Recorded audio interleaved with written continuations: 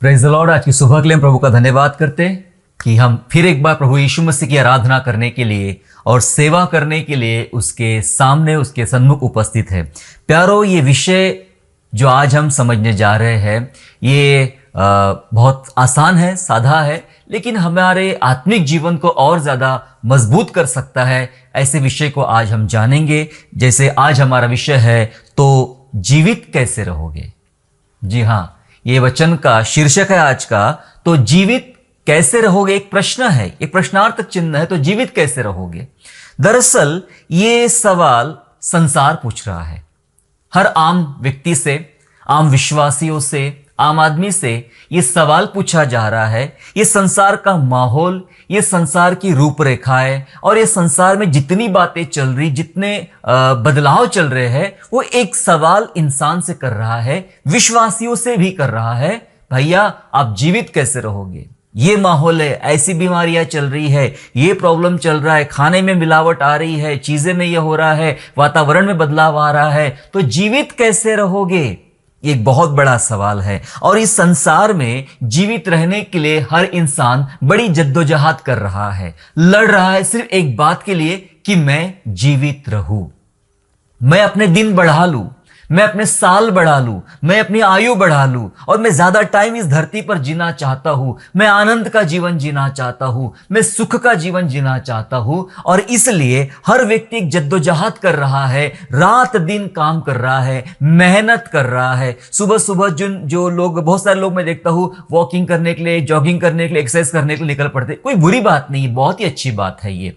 लेकिन ये सब क्यों हो रहा है। दिन ब दिन बीमारियां बढ़ रही है, समस्याएं बढ़ रही है, और जागरूक लोग और जिनको समस्या हो चुकी है वो भी उसमें शामिल है कि भाई चलो हमें अभी अच्छा रहना है, ज्यादा जीना है, ज्यादा काम करना है, ज्यादा पैसा कमाना है, बहुत अच्छा खाना खाना है, बहुत अच्छी दवाइयां खाना है। ये बहुत सारी चीजें रह रही है, क्योंकि बहुत सारे जगह से और विशेष रूप से इस संसार से एक आवाज आ रही है, तो जीवित कैसे रहोगे, जीवित कैसे रहोगे। इसी प्रश्न पर आज जवाब ढूंढने का हम परमेश्वर के वचन से प्रयास करेंगे।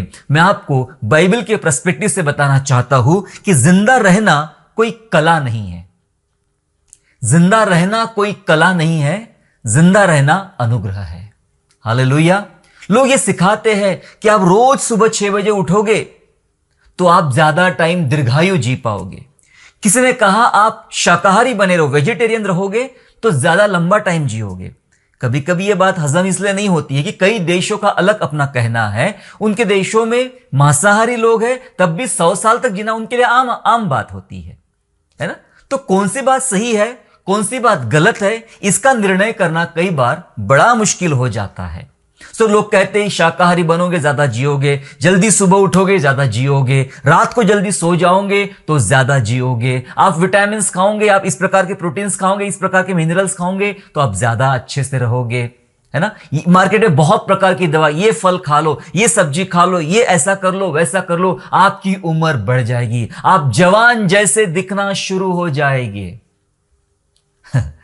संसार एक मजाक का विषय है, एक मजाक कर रहा है संसार लोगों से, और सबको सिखा रहा है कि जीवन जीना, जिंदगी जीना एक कला है। मैं बता दूं ये कोई कला नहीं है।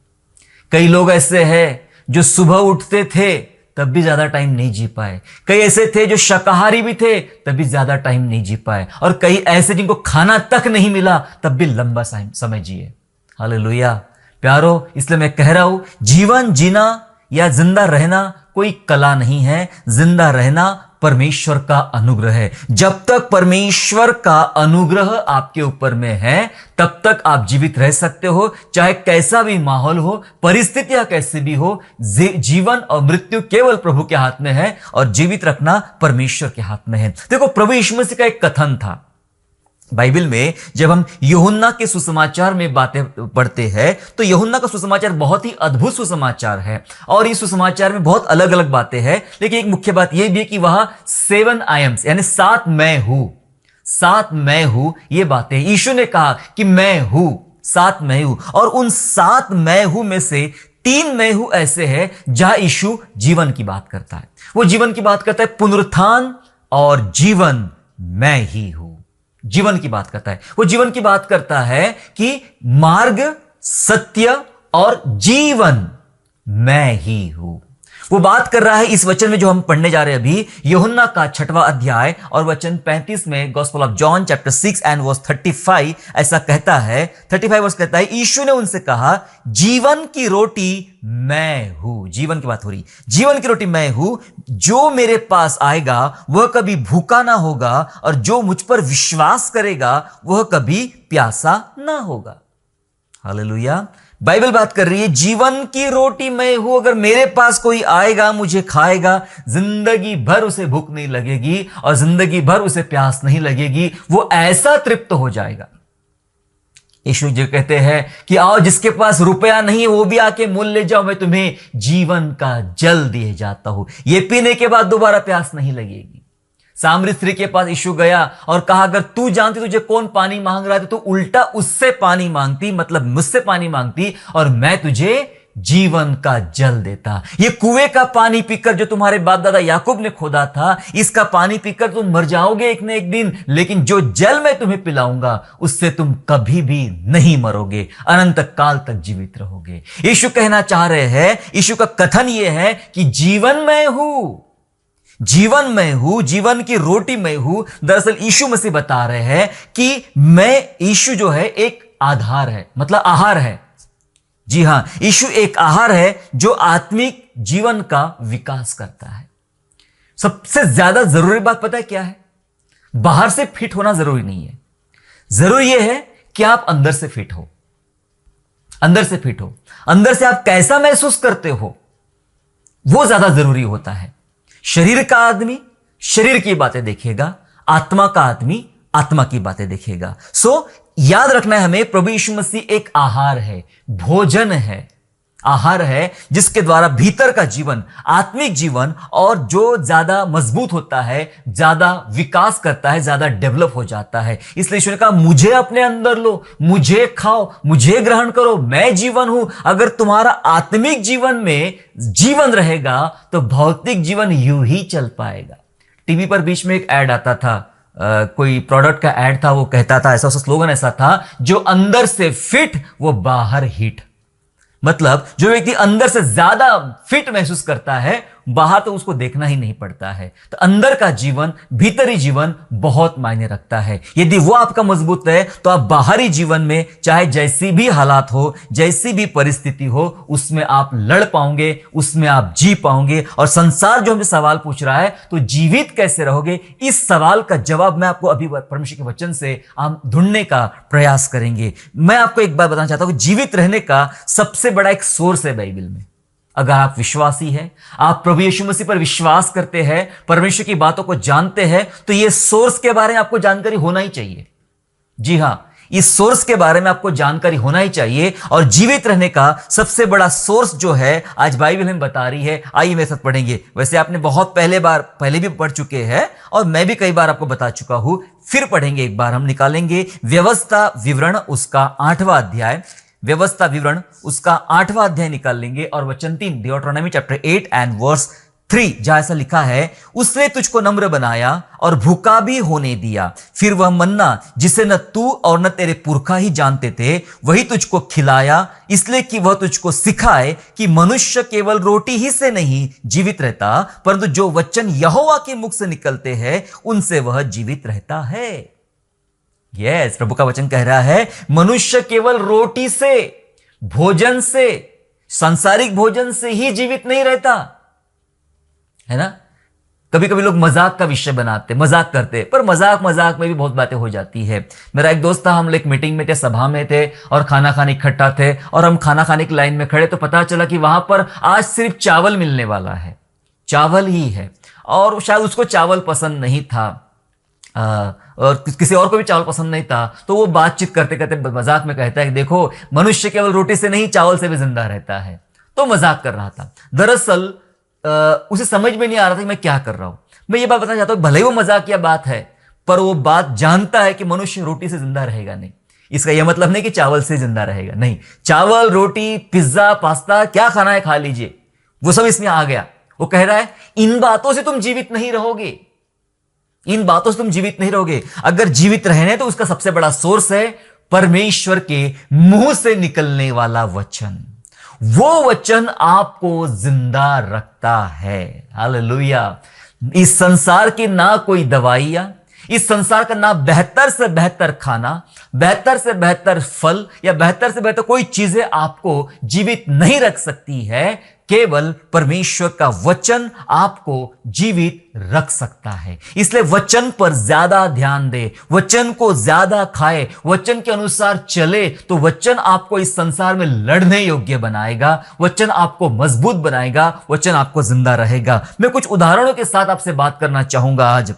जब हम मूसा की बात करते हैं, मूसा होरेब पर्वत पर था, वही पर्वत जिसका बाद में सीनै पर्वत भी उसे कहा जाता है।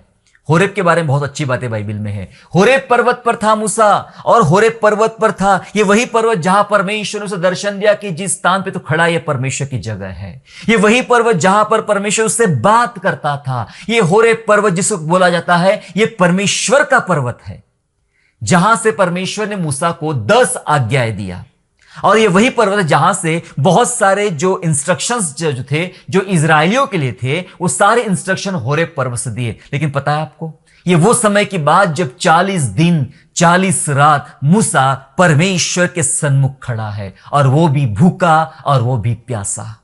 पर्वत पर खाने का इंतजाम नहीं है, पर्वत पर पीने का इंतजाम नहीं है, बहुत ऊंचा पर्वत है, बहुत ऊंचाई पर चढ़ना है, और वहां मूसा खड़ा है। पता है उसको भोजन कहां से मिल रहा है, उसे पानी कहां से मिल रहा है, उसे भीतरी शक्ति कहां से मिल रही है? परमेश्वर सामने खड़ा है।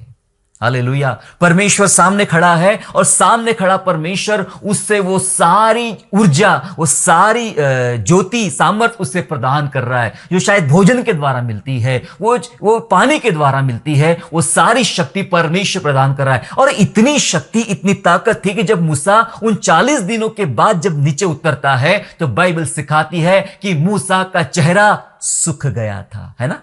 ऐसे लिखा है, सूख गया था, वो हाथ पांव हिल रहे थे, उसके गाल अंदर चले गए थे, वो बुढ़ा सा लग रहा था। नहीं, बाइबल बता रही है कि मूसा के चेहरे पे चमक थी, उसके दाढ़ी से भी किरणें बह रही थी, और लोग उसका चेहरा नहीं देख पा रहे थे। लोगों को अपने सिर के ऊपर में घूंघट लेना पड़ता था, क्योंकि उसके चेहरे से रोशनी निकल रही थी। ये रोशनी कोई रोटी, चावल, पिज्जा, पास्ता खाने के द्वारा नहीं आई है, कोई प्रकार का सॉफ्ट ड्रिंक, कोल्ड ड्रिंक पीने के द्वारा नहीं आई है, कोई एनर्जी ड्रिंक पीने के द्वारा नहीं आई है। ये शक्ति, ये चमक, ये ऊर्जा परमेश्वर के साथ संगति में खड़ा रहने की वजह से आई है। हालेलुया। 40 दिन कोई खाना नहीं, कोई पानी नहीं है, पॉसिबल नहीं है मेरे प्यारों, बिना खाना बिना पानी का 40 दिन तक जिंदा रहना। और भी 40 दिन के बाद देखो तो इतनी फुर्ती, इतनी ताकत नहीं। मूसा होरेब पर्वत पर था, ये परमेश्वर का पर्वत है। तो जीवित कैसे रहोगे? आओ हम भी जवाब देना शुरू करें कि जीवित कैसे रहोगे। उसका जवाब बाइबल हमें बता रही है। पता है, उसके कई सालों के बाद वही होरेब पर्वत पर एलिया भी गया। एलिया भी गया जब इजेबेल रानी ने एलिया को मारने का प्रयास किया, नबियों को मार डाला था, एलिया को मारने का प्रयास किया, और एलिया भागा, एक जगह झाऊ के पेड़ के नीचे सो गया, तो उसको 2 बार उठाया। दूत ने आके उठाया, उठ उठ भाई उठ, ये क्या रोटी रखी है, पानी रखा, ये खाना खा ले। उसने खाया, लिखा है फिर सो गया। वो तो मौत मांग रहा था, खाना खाया, रोटी खाया, फिर सो गया। अगले दिन फिर से उठाया उसको, उठ उठ उठ, ये पानी पी, खाना खा। फिर रोटी रखी थी वहां पे, रोटी खाया, पानी पिया, और कहा तुझे तो भागना पड़ेगा भैया, 40 दिन भागना तुझे, होरेब पर्वत पर चढ़ना है, परमेश्वर तुझे वहां मिलने वाला है तुझसे बात करने के लिए। 40 दिन लगातार भागता रहा, बिना खाए बिना पिए। सिर्फ 2 दिन के खाने में कोई 40 दिन 40 रात कैसे भाग सकता है लगातार? जीवित कैसे रहोगे? आइए उसका जवाब हम ढूंढेंगे।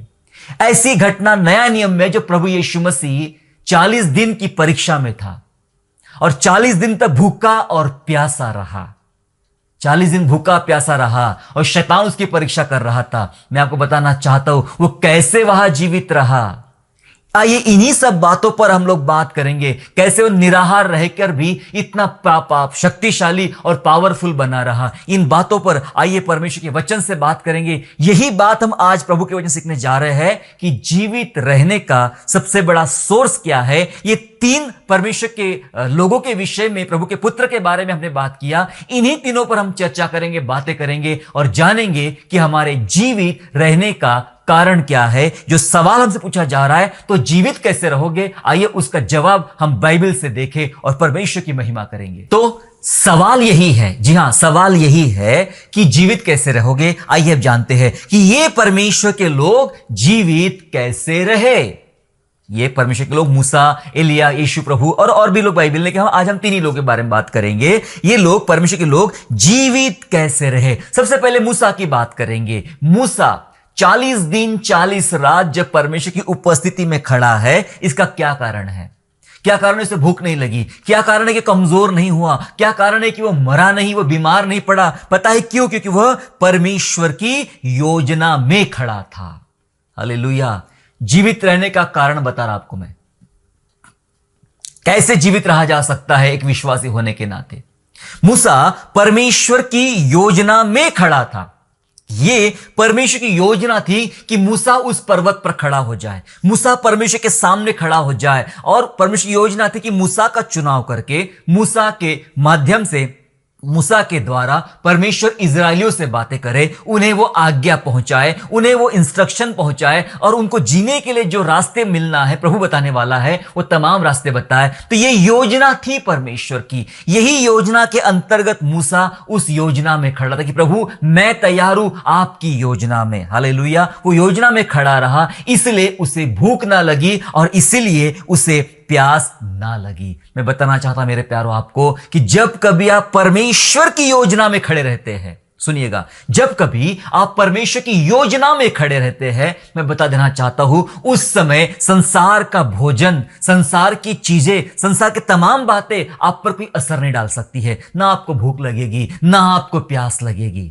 आप तो प्रभु में दीवाने हो गए हैं, आप तो प्रभु की योजना में लगे हुए हैं और संसार की तमाम बातें आप पर असर नहीं कर सकती मेरे प्यारों।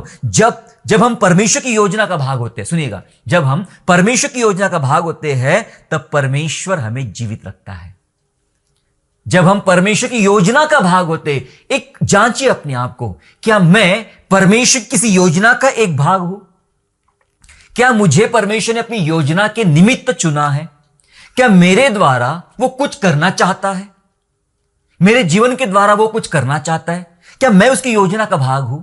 समझिए, जानिए, अगर आप परमेश्वर की योजना का एक हिस्सा है, परमेश्वर की योजना का एक भाग है, तो परमेश्वर आपको जीवित रखेगा।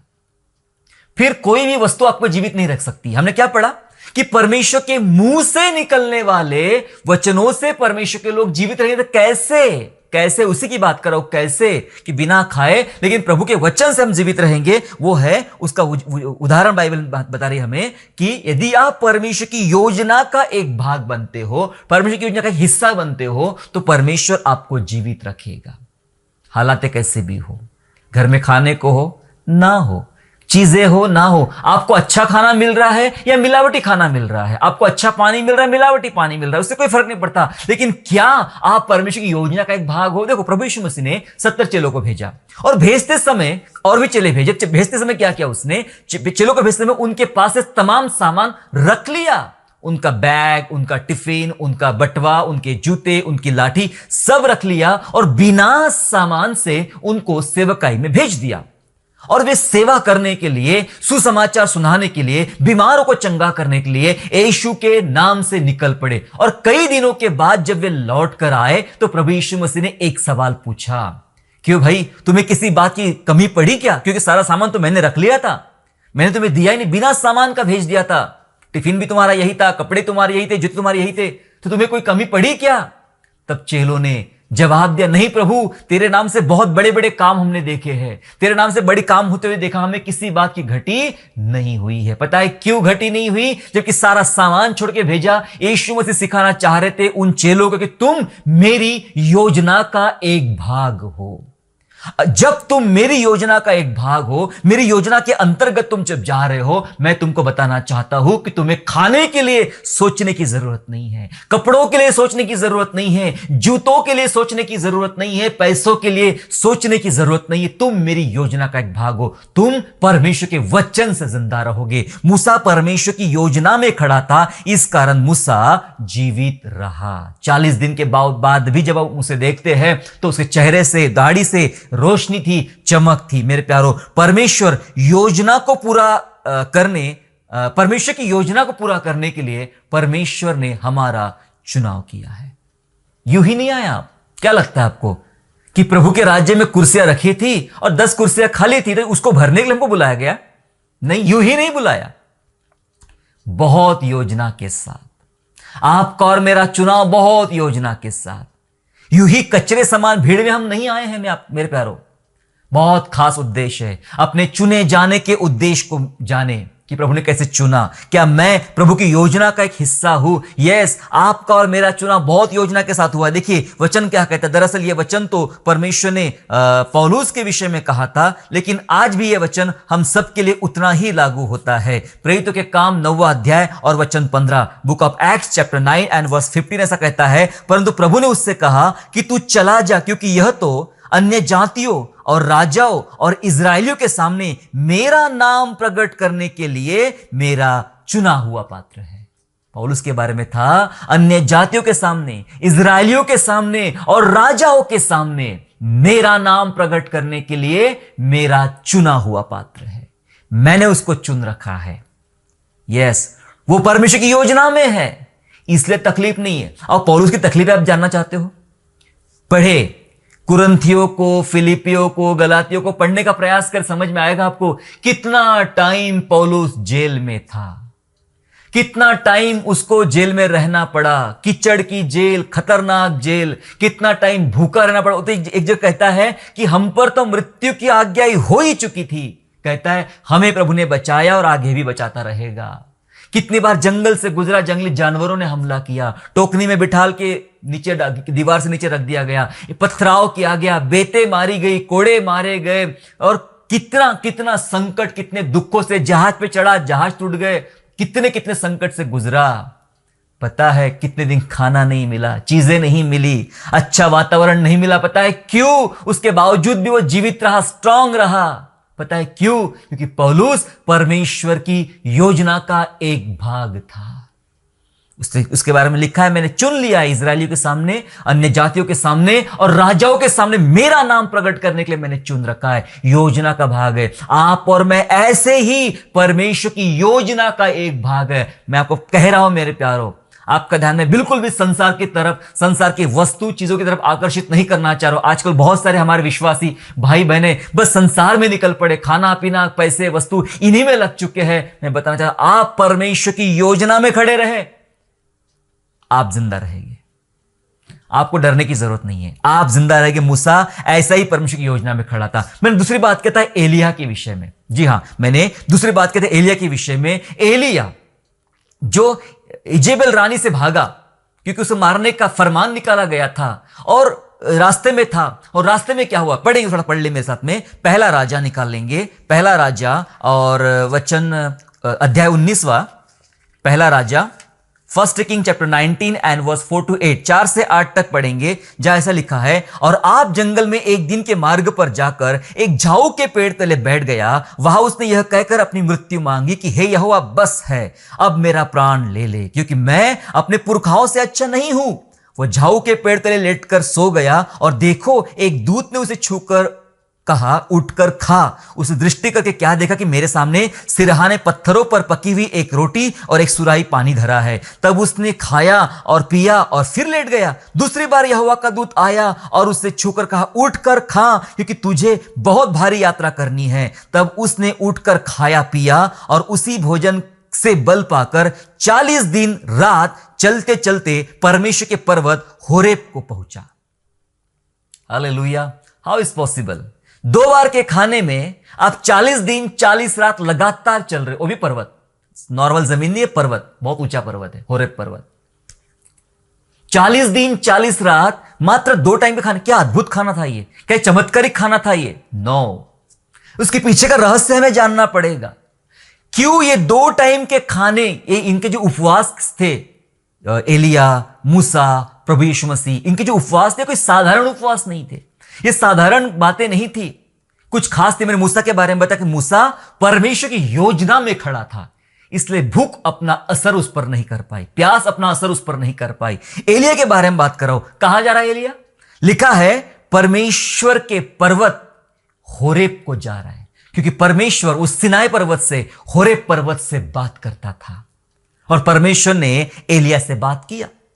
आप जानते हैं कि वहां पे बड़ी आंधी आई, आंधी में परमेश्वर नहीं था। आप जानते हैं कि बड़ा तूफान आया, उसमें नहीं था। भूकंप आया, भूकंप में परमेश्वर नहीं था। आग लगी, आग में परमेश्वर नहीं था। लेकिन थोड़ी धीमी आवाज आई, उस धीमी आवाज में परमेश्वर था और एलिया ने परमेश्वर की आवाज सुनी। उसने परमेश्वर की आवाज सुनी, एलिया ने परमेश्वर की आवाज सुनी। पता है क्यों सुनी और क्यों चलता क्यों रहा? 2 दिन के खाने से ही 40 दिन और 40 रात का सफर चलता रहा। क्यों तय कर पाया? क्योंकि एलिया परमेश्वर के मार्ग पर चल रहा था, परमेश्वर के पर्वत की तरफ वो चल रहा था, परमेश्वर के मार्ग पर चल रहा था।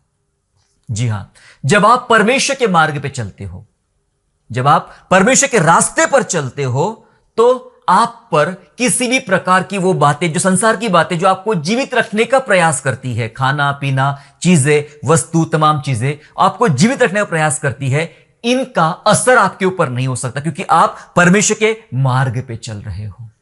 कई बार ऐसा होता है मेरे प्यारों, कई बार नहीं, हमेशा ऐसा होता है कि जब आप सोचते हो ये मेरा मार्ग कौन सा है, किस मार्ग में मैं चल रहा हूं।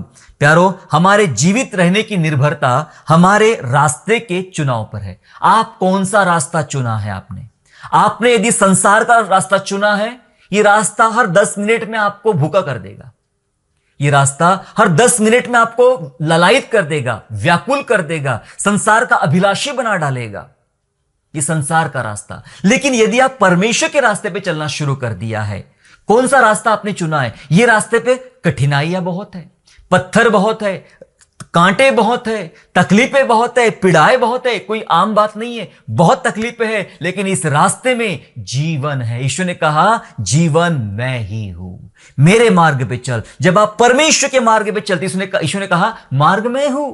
उस मार्ग पे जब आप चल रहे हो, आपने यीशु के मार्ग पे चलने का फैसला किया है, यीशु के मार्ग पे चलने का आपने रास्ता चुना है, तो आपको बताना चाहता, आपकी जरूरतें परमेश्वर पूरी करेगा, आपकी आवश्यकताएं परमेश्वर पूरी करेगा, आपको लगने वाली एनर्जी, ऊर्जा परमेश्वर पूरी करेगा। बिल्कुल आसान बात नहीं है 40 दिन 40 रात यूं ही सफर करना, पैदल, वो भी नहीं कि गाड़ी थी उसके पास में, पैदल सफर कर रहा था और पैदल सफर करते हुए वो पहुंच गया मेरे प्यारों, क्योंकि वो परमेश्वर के रास्ते पे चल रहा था। पता है बाइबल में हनोक के बारे में लिखा गया है, एक ऐसा आदमी जो 365 साल तक जिया। 365 नॉर्मल 65 साल जीना आज के जमाने में बड़ा मुश्किल हो रहा है, लेकिन हनोक जो था वो 365 साल जीवित रहा। कैसे? कारण क्या था? थोड़ा पढ़ेंगे मेरे साथ में। वैसे आपने पढ़ चुके हैं, फिर भी एक बार पढ़ेंगे। उत्पत्ति 5वां अध्याय और 5वां अध्याय का 21 से लेकर 24 तक, Genesis chapter 5 and verse 21 to 24, जहां ऐसा लिखा है, जब हनोक 65 वर्ष का हुआ तब उसने मतुशलह को जन्म दिया, और मतुशलह के जन्म के पश्चात हनोक 300 वर्ष तक परमेश्वर के साथ साथ चलता रहा, और उसके और भी बेटे बेटियां उत्पन्न हुई, और हनोक की कुल अवस्था 365 वर्ष की हुई, और हनोक परमेश्वर के साथ साथ चलता था, फिर वह लोप हो गया क्योंकि परमेश्वर ने उसे उठा लिया। 2 बार आया ना, वो परमेश्वर के साथ साथ चलता रहा। 65 साल की उम्र में बच्चा हो रहा है मतुशलह, और उसके आगे 300 साल जो बताए गए, 300 साल, 300 ईयर्स, कम नहीं है। 300 साल, 3 दिन की बात नहीं हो रही, कोई 3 दिन के सेमिनार की बात नहीं हो रही है। 300 साल वो परमेश्वर के साथ साथ चलता रहा। जी हां, परमेश्वर के मार्ग पर चलता रहा, परमेश्वर के साथ साथ चलता रहा। 300 साल तक उसे कोई कमी नहीं हुई। 365 साल की उम्र में मर गया, मतलब प्रभु में सो गया, और सोया भी नहीं, लिखा है बाइबल में, मरा भी, लिखा भी नहीं मरा है करके सो गया, लिखा भी नहीं, लिखा है उठा लिया गया। परमेश्वर के लोग उठा लिए जाते हैं। ये बता रही बाइबल हमें तभी से कि यीशु राजा बादलों पर आएगा, जैसे हनोक को उठा लिया गया, कलीसिया को भी उठा लेगा। शर्त यह है कि कलीसिया हनोक के समान परमेश्वर के साथ साथ चल रही है, परमेश्वर के मार्ग पे चल रही। एलिया ने परमेश्वर के रास्ते पे चल रहा था, परमेश्वर के मार्ग पे चल रहा था, इसलिए संसार की भूख ने उस पर असर नहीं किया, इसलिए वो जीवित भी रहा, जीवित भी रहा। Yes, hallelujah. एलिया परमेश्वर के मार्ग पे चलता था, इसलिए जीवित रहा। हम क्या सीख रहे हैं? तो जीवित कैसे रहोगे? मूसा कैसे जीवित रहा? क्योंकि मूसा परमेश्वर की योजना में खड़ा था, एलिया परमेश्वर के मार्ग पे चल रहा था, और प्रभु यीशु 40 दिन 40 रात उस परीक्षा में था। लेकिन क्यों, कैसे? क्योंकि वह परमेश्वर की इच्छा को पूरी करने के लिए खड़ा था। वो 40 दिन 40 रात यूं ही नहीं थे, वो परमेश्वर की इच्छा के अनुसार थे और परमेश्वर की इच्छा को पूरी करने के लिए थे। थोड़ा पढ़ेंगे लूका रचित सुसमाचार अध्याय 4, लूका रचित सुसमाचार अध्याय 4 और वचन 1। Gospel of Luke chapter 4 and verse 1 लिखा है। ध्यान सुनना, आपने बार बार पढ़ा, लेकिन फिर भी एक बार ध्यान से सुनेंगे। फिर यीशु पवित्र आत्मा से भरा हुआ यरदन से लौटा और 40 दिन तक आत्मा के सिखाने से जंगल में फिरता रहा और शैतान उसकी परीक्षा करता रहा। दो बातें हैं ना, वो आत्मा से भरा हुआ यरदन से लौटा, पवित्र आत्मा से भरा हुआ यरदन से लौटा। और क्या लिखा है? कौन ले गया जंगल में परीक्षा करने के लिए? शैतान। क्या लिखा है वचन में? 40 दिन तक आत्मा के सिखाने से जंगल में फिरता रहा, आत्मा के सिखाने से। और मत्ती में लिखा है कि आत्मा उसे जंगल ले गया। कौन सा आत्मा? पवित्र आत्मा, जिससे वो भरा हुआ था पहले से ही। जब आप पवित्र आत्मा से भर जाते हो तो आप पवित्र आत्मा की सुनते हो। हालेलुया। और जब आप संसार की आत्मा से भरे जाते हो तो संसार की सुनते हो, संसार की इच्छा पूरी करते हो। बाइबल बोलती है कि जो विवाहित होते हैं वो सोचते हैं कि अपने पति को या पत्नी को कैसे प्रसन्न रखे, लेकिन जो अविवाहित होते हैं वो सोचते हैं कि प्रभु को कैसे प्रसन्न करे। यहां बात विवाहित और अविवाहित की नहीं हो रही है मेरे संदेश में, पर मेरे संदेश में बात हो रही है जब आप संसार के लिए जीते हो तो संसार को प्रसन्न करने की बात करते हो। और जब आप अविवाहित, मेरे नजर से अगर बात करूं तो जब आप केवल प्रभु के लिए पवित्र होते हो, पवित्र आत्मा से भरे होते हो ना, तो आप सिर्फ यह सोचते हो कि मैं पवित्र आत्मा की मर्जी और परमेश्वर की मर्जी पूरी करूं। यीशु आत्मा से भरा हुआ है और आत्मा के सिखाने से ही वो जंगल में गया। जी हां, परमेश्वर की इच्छा पूरी करने वाले लोग। इसलिए 40 दिन 40 रात भटकता रहा, प्रार्थना करता रहा, लेकिन बाइबल सिखा रही वो आत्मा के अनुसार था, वो सारी योजना के अनुसार था। परमेश्वर की योजना ये 40 दिन के पीछे परमेश्वर पिता की योजना थी, वो योजना के अंतर्गत था, इसलिए उसे भूख नहीं लगी। वो मजबूत बना रहा, ताकतवर बना रहा। इस उपवास के दौरान वह खाना नहीं मिल रहा, पानी नहीं मिल रहा, और सारा टाइम परीक्षा चल रही है। तो शक्ति कहां से मिली? शक्ति परमेश्वर से मिली, क्योंकि वह परमेश्वर की इच्छा पूरी करने पर था। मेरे प्यारो, परमेश्वर की इच्छा पूरी करने वालों को अपनी फिक्र करने की जरूरत नहीं है। अगर आप प्रभु की इच्छा पूरी कर रहे हो तो आपको अपनी फिक्र करने की जरूरत नहीं है। आपका सारा बोझ, सारी चिंताएं, सारी जरूरतें परमेश्वर ने अपने हाथ में रख लिया है, और इसलिए संसार आप पर भारी नहीं पड़ता। संसार ने कोशिश किया, संसार के हाकिम शैतान ने कोशिश किया कि रोटी के द्वारा मैं बहकाऊं प्रभु यीशु मसीह को, लालच के द्वारा बहकाऊं, किसी प्रकार के घमंड के द्वारा बहकाऊं। उसने प्रयास किया पर यह कोई असर नहीं हो पा रहा, क्योंकि यीशु के अंदर पवित्र आत्मा था, यीशु के अंदर परमेश्वर का वचन था, और यीशु परमेश्वर की इच्छा पर चलता था, इच्छा पूरी करने के लिए खड़ा था। वो 40 दिन भी परमेश्वर की इच्छा के आधार पे थे। मैं आपसे एक सवाल पूछना चाहता हूं, क्या आप परमेश्वर की इच्छा पूरी करने के लिए जी रहे संसार में? आपके जीने का मकसद क्या है? आपके जीने का कारण क्या है? ढूंढिए। आपका उद्देश्य क्या, क्यों जी रहे संसार में आप, क्यों, क्या वजह है? एक वजह होना चाहिए जो महत्वपूर्ण वजह है, मैं प्रभु यीशु की इच्छा पूरी करने के लिए इस संसार में जी रहा हूं। मैं बताना चाहता हूं मेरे प्यारो, अनुभव से बता रहा हूं, आपको यहां वहां भटकने की जरूरत नहीं पड़ेगी। परमेश्वर आपकी सारी जिम्मेदारी अपने ऊपर ले लेगा और परमेश्वर आपको भीतर से बल देना शुरू कर देगा। 3 बातें हमने सीखी, तो जीवित कैसे रहोगे? 3 बातें, चाहे मूसा के जीवन से, चाहे एलिया के जीवन से, चाहे प्रभु यीशु मसीह के जीवन से, 3 बातें है ना, उसको हमने सीखा है। और मत्ती 6 अध्याय और 33 सबको याद है, 6:33 सबको याद है क्या? पहले तुम उसके राज्य और धार्मिकता की खोज करो तो तुम्हें सब वस्तुएं मिल जाएगी। तुम पहले उसकी इच्छा पर तो चलो, उसकी खोज करो, तुम्हें क्या चाहिए, क्या जरूरत पड़ने वाली रास्ते में, सब परमेश्वर प्रोवाइड करेगा। जी हां, 3 बातें हमने सीखी। पहली बात कि आपको परमेश्वर की योजना में खड़ा होना है तो आप जीवित रहोगे, हालेलुया। दूसरी बात, आपको परमेश्वर के मार्ग पे चलना है तो आप जीवित रहोगे। और तीसरी बात, परमेश्वर की इच्छा आपको पूरी करना है तो आप जीवित रहोगे। इसलिए प्रभु कहता है, मेरे मुंह से निकलने वाले वचनों से जीवित रहोगे, रोटी से जीवित नहीं रह सकते हो। इसका यह मतलब नहीं कल से खाना छोड़ देना है, नहीं। इसका यह मतलब है कि यह खाना आज मिले ना मिले, शायद कल ना भी मिले, कल का भरोसा नहीं है। मैं बताना चाहता हूं, वचनों को ठूस ठूस के अपने अंदर भरिए, परमेश्वर के संदेशों को, परमेश्वर की इच्छा को अपने अंदर ठूस ठूस के भरिए, प्रभु के योजना में खड़े रहिए। मैं योजना में खड़ा हूं। आप सोचिए, मैं प्रभु की योजना में खड़ा हूं।